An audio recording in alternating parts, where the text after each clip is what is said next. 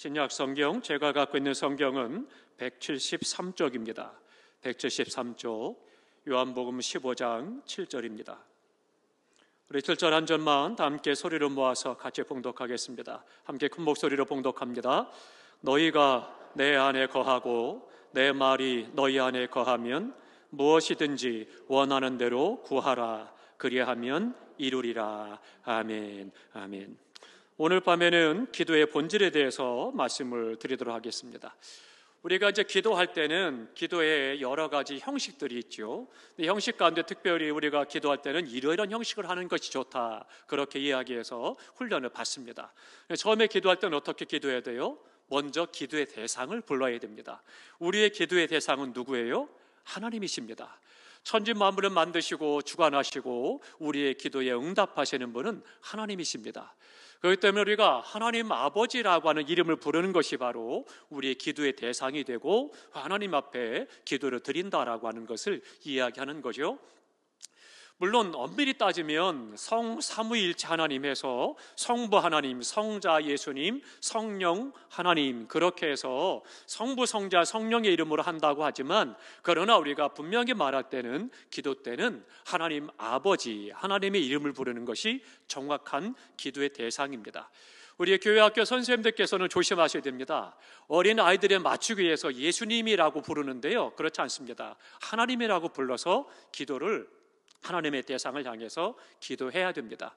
그런데 교회학교 선생님들께서 간혹 어린아이들의 그 수준에 맞추기 위해서 예수님이라고 이야기하는데요, 엄밀히 따지면 잘못된 것입니다. 하나님 아버지, 하나님을 불러서 기도를 하는 것입니다.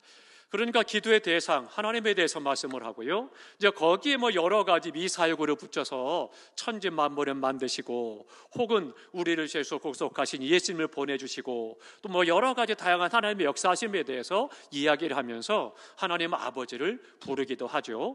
그러나 중요한 것은 반드시 기도의 대상, 하나님 아버지를 불러야 된다라고 하는 것입니다. 그러면 이제 우리의 기도의 대상은 하나님이시고, 그 하나님을 향해서 이름을 부르고, 그래서 하나님 앞에 먼저는 영광을 돌려야 됩니다. 그러니까 기도할 때 급하다 할지라도 하나님 아버지 앞에 먼저 영광을 돌리는 기도를 드려야 됩니다.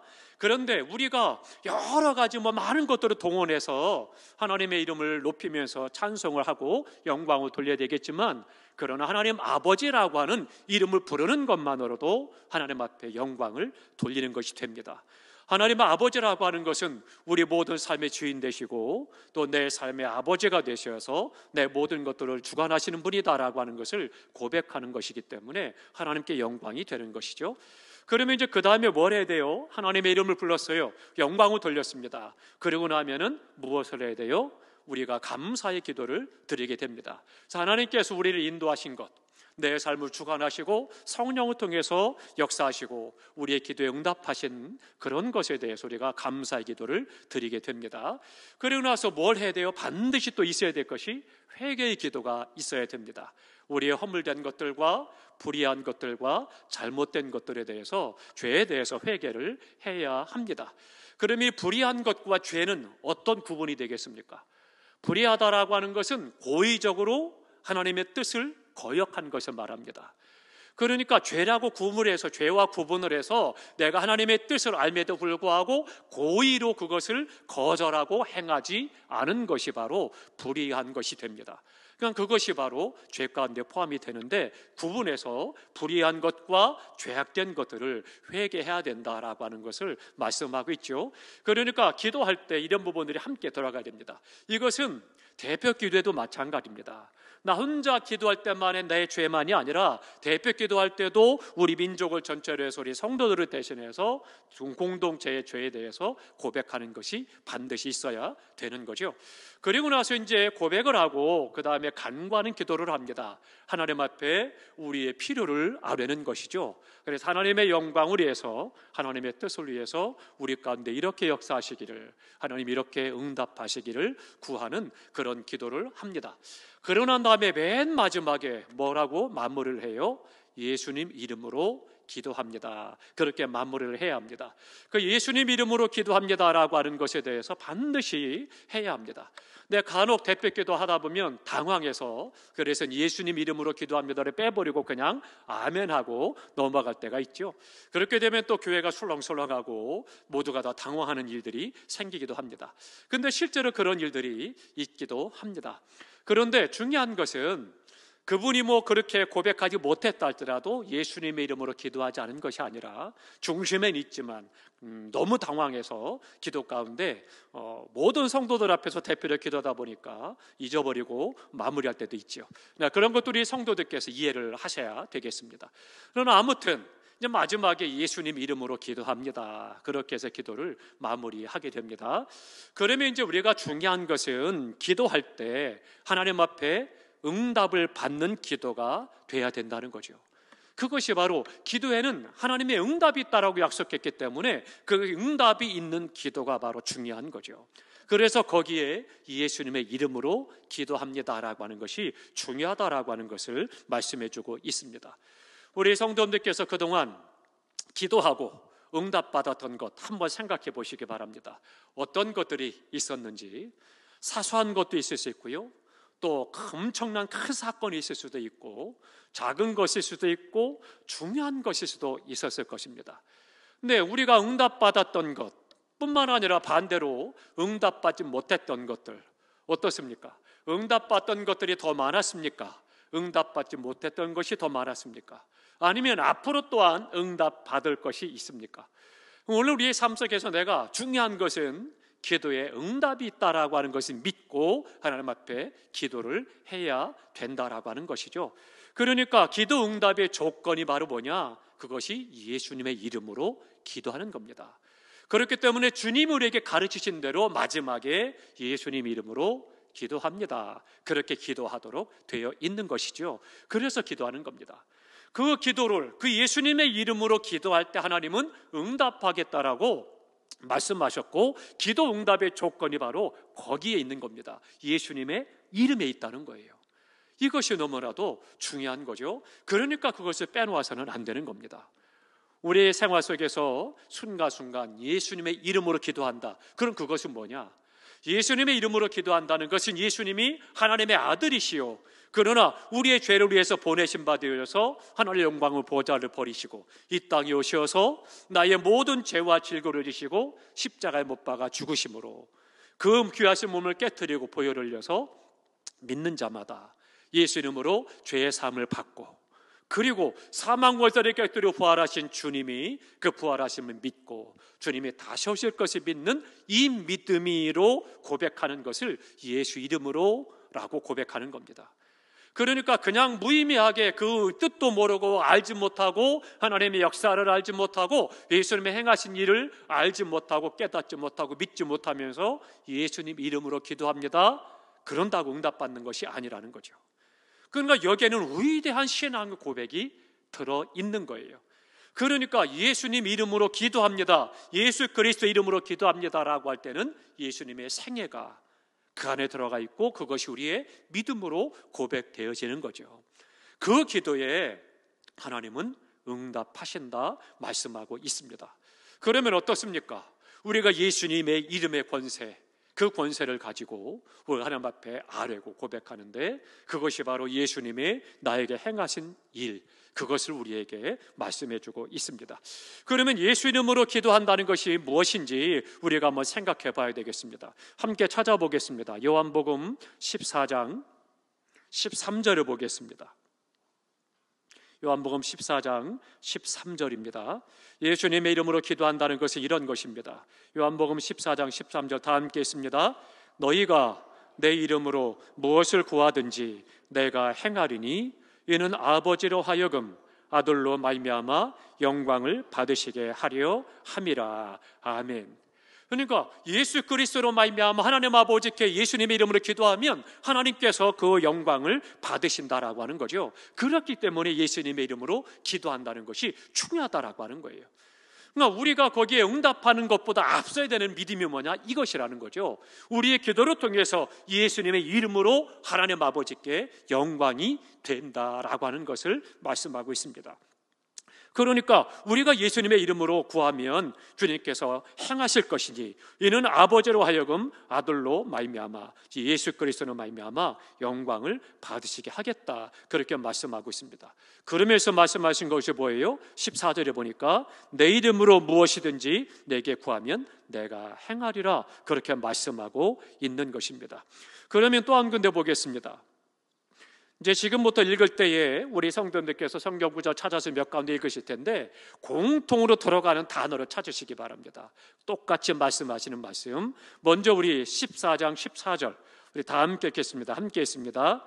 내 이름으로 무엇이든지 내게 구하면 내가 행하리라. 아멘. 그랬습니다. 그럼 그 다음 보겠습니다. 요한복음 15장으로 갑니다. 15장 16절로 가겠습니다. 15장 16절 다 함께 있습니다. 너희가 나를 택한 것이 아니요 내가 너희를 택하여 세웠나니 이는 너희로 가서 열매를 맺게 하고 또 너희 열매가 항상 있게 하여 내 이름으로 아버지께 무엇을 구하든지 다 받게 하려 함이라. 아멘. 그 두 구절을 읽었는데 그 구절에서 공통된 단어가 뭡니까? 뭐라고 그래요? 그렇죠. 내 이름으로라고 했습니다. 즉 예수 그리스도, 그렇게 말씀하고 있는 거죠. 또 한 군데 봅니다. 16장 24절을 보겠습니다. 요한복음 16장 24절입니다. 요한복음 16장 24절 다 함께 했습니다. 지금까지는 너희가 내 이름으로 아무것도 구하지 아니하였으나 구하라 그리하면 받으리니 너희 기쁨이 충만하리라. 아멘. 그 말씀에도 동일하게 들어간 단어가 뭐예요? 그렇죠. 내 이름으로라고 말씀을 합니다. 즉 예수님의 이름으로, 즉 예수 그리스도의 이름으로 이렇게 말씀합니다. 또 한 군데 봅니다. 26절입니다. 요한복음 16장 26절 다 함께 있습니다. 그날에 너희가 내 이름으로 구할 것이요 내가 너희를 위하여 아버지께 구하겠다 하는 말이 아니니. 아멘. 그 말씀에도 보니까 똑같은 말씀이 뭐예요? 내 이름으로, 즉 예수님의 이름으로 우리가 기도하는 것. 예수님의 이름으로 기도하면 하나님께서 그것에 응답하심을 말씀해주고 있다라고 하는 겁니다. 그러니까 예수님의 이름으로라고 할 때 그것은 주문이 아닙니다. 그러니까 무엇을 계속해서 반복해서 이야기하고 한다는 그런 주문이 아닌 거죠. 그러니까 예수 이름에 대해서 우리가 믿음으로 고백하고 그 이름으로 기도해야 된다라고 하는 거죠. 그러니까 주문처럼 그냥 예수님의 이름을 반복해서 하는 것 문제가 있다라고 하는 거죠. 예전에 레마라고 하는 그런 선교 단체가 있었습니다. 우리나라 이명섭 씨라고 하는 이명범 씨라고 하는 그 여자 교수님이 있습니다. 이분이 레마라고 하는 그런 단체를 가지고 훈련하는 그런 것들이 있었습니다. 훈련에서 그런 것들을 합니다. 예수 이름으로를 계속 운율을 따라서 반복해서 하기에 계속 진행을 합니다. 그래서 그 이름을 부를 때 우리가 은혜를 받는다라고 해서 함께 모여서 30분 동안 계속 예수님의 이름을 부르도록 합니다. 그런 가운데 많은 역사들이 나타나기도 해요. 그런데 그런 부분들은 마치 주술과 같은 주문과 같은 것이기 때문에 말씀적인 신앙의 모습은 아닙니다. 그래서 문제가 될 수도 있는 거죠. 그래서 한 교단에서는 몇몇 교단에서는 그 사람을 이단으로 규정하기도 했습니다. 그런 부분에 대해서 이제 빼버리고 그리고 거기에 장점을 받아들여서 영적 훈련하는데 하자, 그래서는 레마운드라는 그런 분들도 꽤 있습니다. 그러나 또 중요한 것은 예수님의 이름으로라고 하는 것이 주문이 아니다라고 하는 것을 기억해야 됩니다. 그래서 주문처럼 그냥 그렇게 해서는 결코 안 되는 거죠. 뿐만 아니라 주문이 아닐 뿐만 아니라 예수님의 이름은 뭐냐면 이 기도한다라고 하는 것은 대화를 말하는 거예요. 하나님과 내가 대화를 하는데 그 이름이 바로 예수님의 이름으로 대화를 하게 되는 거죠. 그러면 대화는 어떻습니까? 교제를 나누는 거예요. 교제를 나누니까 어떻게 돼요? 서로가 눈을 보면서 이야기를 하고 그 사람의 말을 경청하고 생각을 나누는 거죠. 그러니까 기도는 우리가 말하는 것처럼 대화예요. 대화니까 하나님과 내가 교제를 하는 겁니다. 하나님께서 나를 보고 나 또한 하나님의 눈을 보고 그리고 하나님께 마음을 아뢰고 하나님의 생각을 듣고 그렇게 해서 교제를 나누는 대화가 되는 거죠. 그러니까 뭐예요? 기도는 독백이 아니라는 거죠. 다 함께 하십니다. 기도는 독백이 아니다. 그런다라면 어떻게 해야 되겠어요? 우리가 열심히 기도하고 그리고 일어서서 바로 가서는 안 되는 겁니다. 괜찮아요. 일어서서 가십시오. 그 대신에 가면서도 하나님 앞에 기도의 제목을 생각하셔야 돼요. 그래서 하나님께서 어떻게 인도하실까? 하나님께서 어떻게 말씀하실까? 생각하며 그 길을 가셔야 되는 거예요. 아니면은 성전에 더 앉아 하나님 앞에 머물러 앉아 있으면서 조용히 묵상하고 기다리는 거예요. 그러니까 우리 한국 교회의 약점이 바로 그겁니다. 한국 교회가 세계 유례없는 부흥을 이루었죠. 그래서 전 세계 많은 신학자들이 우리나라에 찾아와서 연구를 했습니다. 특별히 어느 날 갑자기 교회 성장학이라는 되도 않는 학자가 신학 분야를 만들어서 교회의 부흥에 대해서, 성장에 대해서 세상적인 어떤 기법을 가지고 와서 교회를 판단하는 그런 학문을 만들었습니다. 그리고는 성장학자라고 이름을 붙여서 우리나라에 들어와서 여러 가지 조사를 했습니다. 어떻게 한국 교회가 이렇게 부흥했느냐, 단기간에 성장할 수 있었느냐 쭉 연구를 했습니다. 그러면서 결론 내린 것이 여러 가지 있는데요, 그 중에 가장 첫 번째 으뜸으로 친 것이 뭔지 아십니까? 기도입니다. 한국 교회만큼 기도하는 교회가 없다는 거예요. 한국 교회 성도만큼 뜨겁게 기도하는 성도들이 없다라고 하는 거예요. 기독교 역사상 유례가 없는 그런 뜨거운 기도, 그 많은 기도가 한국 교회가 부흥하는 도구가 되었다, 그렇게 결론을 내렸습니다. 그런데 그러면서 그 뒤가 중요합니다. 한국 교회에 약점이 있다. 약점 또한 기도다, 그렇게 결론 내렸어요. 그러니까 정확한 분석입니다. 그러면 기도 때문에 한국교회가 부흥하고 뜨겁게 은혜를 받고 복을 받고 부흥을 했는데, 기도 때문에 또한 그것이 한국교회가 약점이 되고 어느 시간이 지나가면 문제가 될 것이다 라고 하는 거죠. 그것이 오늘 우리가 겪고 있는 일입니다. 그러면 그 문제가 뭐냐? 기도에 문제가 있다는 거예요. 뜨겁게 오랫동안 간절한 기도, 다양한 기도, 많은 기도를 드리는데도 불구하고 온전한 기도의 본질을 잃어버렸다는 거예요. 그런 기도가 아니라는 거죠. 그것이 뭐냐? 다른 것들이 아니라 지금 우리가 잘하고 있는데 반쪽이라는 거죠. 대화가 안 되고 독백의 기도를 드리고 있다는 거예요. 이게 문제라는 겁니다.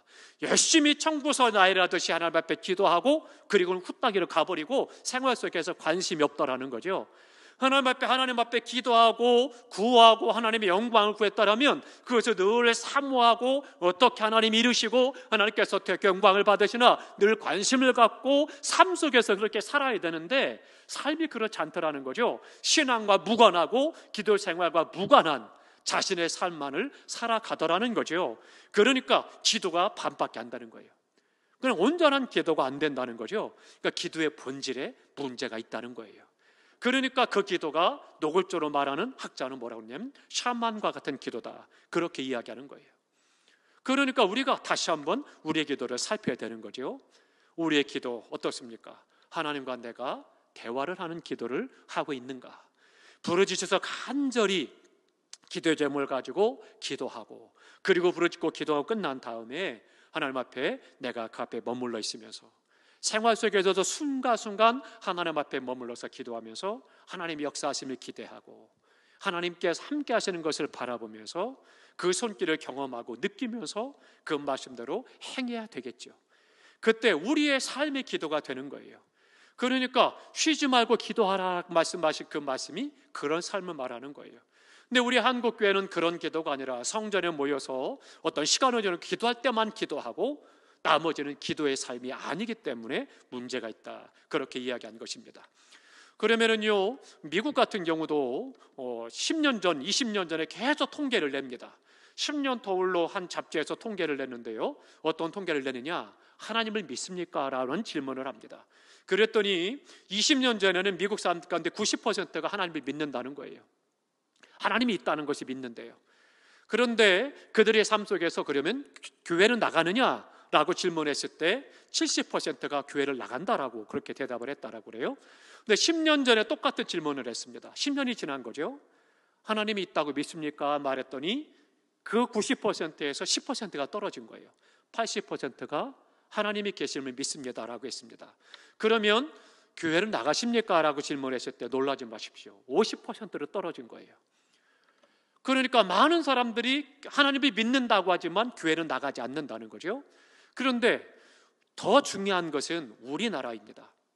우리나라가 지금 많은 사람들이 1200만이 기독교인이라고 막 얘기를 했고, 거기에는 물론 여러 가지 부작용도 있지만, 그렇지만 한국교회 기독교인들이 숫자가 점점 줄어들고, 지금 현재 그럼 몇 명이 되겠느냐라고 말할 때 어떤 학자는 600만, 어떤 학자는 많이 쳐지면 800만이라고까지 이야기를 합니다. 그러니까 점점 기독교인들이 줄어드는데 과연 그들이 어떤 사람들이었느냐, 이걸 말하는 거죠. 그 원인을 어디서 찾느냐? 삶 속에서 기도하는 삶이 아니라는 거예요. 그러니까 신앙과 삶이 분리되어져서 세상은 내 하고 싶은 대로 살고, 내가 원하는 방법대로 세상의 가치로 살고, 성전에 왔을 때만 기독교인으로 산다라고 하는 거죠. 그러니까 문제가 됐다는 거예요. 그런데 미국 사람들은 어때요? 그 사람은 청지기 정신을 가지고 신앙사를 시작하고, 그러면서 하나님을 믿는다는 것에 대해서 아직도 그들이 삶 속에, 생활 속에서 그 믿는 삶의 사람의 모습을 산다는 거예요. 비록 교회는 나가지 않을지 모르지만 하나님이 계시다라고 하는 것을 믿는다라고 하는 거죠. 그러니까 그런 차이들이 나타나는 거죠. 어떤 차이냐? 삶의 신앙입니다. 우리가 그런 부분들에 대해서 다시 한번 돌이켜볼 필요가 있겠습니다. 기도는 독백이 아닙니다. 우리 성도님들께서 뜨겁게 간절한 기도를 드리되 하나님과 대화를 나누는 그런 교제의 기도의 삶을 살아야 되겠습니다. 이것이 기도의 본질에 들어가 있는 거죠. 또 하나, 세 번째로는요, 주문이 아니고 독백이 아니고 또 뭐냐? 하나님과 내가 예수 안에서 하나가 되는 것입니다. 오늘 본문에 말씀하고 있죠. 주님이 내 안에 거하시고 내가 주님 안에 거할 때, 그때 무엇이든지 구하면 응답하겠다라고 말씀을 하고 있습니다. 내가 주님 안에 거하고 주님이 내 안에 거하신다. 어떻습니까? 지금 내가 주님 안에 거하고 있고 주님이 내 안에 계시는지요? 우리가 한번 살펴볼 필요가 있겠습니다. 예전에 우리 한국교회에 굉장히 많은 영향력을 끼쳤던 선교단체가 CCC라고 하는 선교단체가 있습니다. 그 CCC 선교단체에서 그 간단한 그림을 그려서 우리 믿음에 대해서 이야기하는 좋은 설명이 있었습니다. 참 귀한 건데요, 아마 우리 성도들 한 번쯤은 보셨을 겁니다. 마음이 있어요. 마음이라고 하는 하트를 하기도 하고 원으로 그리는데요, 그 원의 한가운데에 의자가 있습니다. 그러니까 왕자를 말하는 거예요. 삶의 주인이라고 하는 거죠. 근데 그 왕자, 그 주인의 자리에 앉아있는 것들을 세 컷으로 이야기합니다. 하나는 뭐냐면 그 마음의 왕자의 중심에 예수님이 앉아 계신 거예요. 그래서 주님이 내 삶을 다스리는 사람, 그 사람을 말합니다. 온전한 신앙의 삶을 말씀하고 있죠. 또 하나, 두 번째로는요, 내가 그 왕좌에 앉아 있는 겁니다. 그래서 내가 주인이 돼서 내 마음대로, 내 원하는 대로 내가 살아가는 거고, 그 왕좌 의자 밑에는 예수님이 계시다라고 하는 거죠. 십자가를 있어요. 그러니까 십자가의 주님은 내가 원하는 대로 그냥 응답하고 도깨비 방망이 같이 금나라 뚝딱 해주는 존재로만 그렇게 인식하는 거죠. 의외로 그런 기독교인들이 많다라고 하는 거예요. 예수님을 믿으면서 기도 생활을 하면서 마치 주술과 같이 도깨비 방망이가처럼 내가 기도하면 주님은 그렇게 이루어줘야 되고, 그렇지 않으면 나를 사랑하는 것이 아니고 주님이 능력이 없는 것이고 내가 믿음이 없는 것이고, 이렇게 되는 거죠. 그런 부분들이 우리가 의외로 많이 기독교인들이 갖고 있었다라고 하는 거죠. 나는 어떻습니까? 주님 앞에 주님과 내가 하나가 되어져서 믿음으로 역사를 하고 있는지요? 그러니까 예수님과 내가 하나가 되어지는 것이 바로 또한 기도라고 하는 거죠. 그러니까 기도할 때 주님의 마음이 내 안에서 경험되어져야 되는 거죠. 주님의 마음을 느끼고 주님의 생각이 내 생각이 되고 내 생각이 주님의 생각이 되고, 이것이 중요한 거죠. 그래서 어떻게 돼요? 설교를 듣거나 혹은 말씀을 읽거나 쓰거나 말씀을 배우는 일이 중요하다라고 하는 거예요. 그러니까 우리가 날마다 말씀을 사랑하되 말씀을 듣고 읽고 쓰고 묵상을 하고 말씀을 배우는 일에 힘써야 된다라고 하는 거죠. 사랑하는 성도 여러분, 기도의 본질이 간단하지만 너무나도 중요한 거예요. 우리 성도님께서 올바른 기도를 통해서 하나님 앞에 응답의 기쁨이 있는 복된 삶이 되시기를 주님의 이름으로 축원합니다. 그러면 그 올바른 기도, 그 본질적인 기도를 드릴 때 하나님께서는 반드시 응답을 하시는데요, 응답에는 여러 가지가 있습니다. 근데 그 여러 가지를 세 가지로 말하는데 첫 번째는 예스가 있어요. 우리가 기도한 대로 이루어 주십니다. 또 하나는 노, 아니야 라고 말씀하십니다. 내게 그것이 복이 되지 않을 때, 하나님의 뜻과는 반대가 될 때는 응답하지 않으시는 거죠. 아니야 라고 말씀하십니다. 세 번째는 웨이트입니다. 기다리라는 거예요. 그러니까 우리가 하나님께서 다양한 방법을 말씀하시는데 다 그 세 가지 안에 들어가는 겁니다. 아직 응답받지 못하고 기다려야 되는 것, 또 주님께서 내 기도한 대로 이루어 주시는 것이 있고 주님께서 아니다라고 말씀하신 것이 있습니다. 그런데 이런 세 가지 방법을 하나님께서 응답을 하시지만 그 모든 것들에 대해서 하나님께서 응답하신 것에 대한 현상이 있습니다. 누구에게나 주어지는 동일한 현상이 있고 그것을 주님이 말씀하시는데요, 그것이 뭐냐? 기쁨입니다. 우리가 기도할 때 내 마음속에 어느 순간 내 안에 기쁨이 차오르기 시작을 하고 기쁨이 피어 올라올 때 그때 하나님께서는 응답하신다는 거예요. 예스가 됐든 노가 됐든 하면 기다리라고 웨이팅이 됐든 간에 하나님께서 내게 말씀하시는 그 응답의 음성이 바로 기쁨으로 우리 가운데 나타나게 되는 것을 말씀하고 있는 것입니다. 그렇기 때문에 우리가 주님 안에 서서 기쁨을 기도 가운데 누린다라고 하는 것은 하나님께서 내 기도에 응답하신다라고 하는 그런 말씀이 되는 것입니다.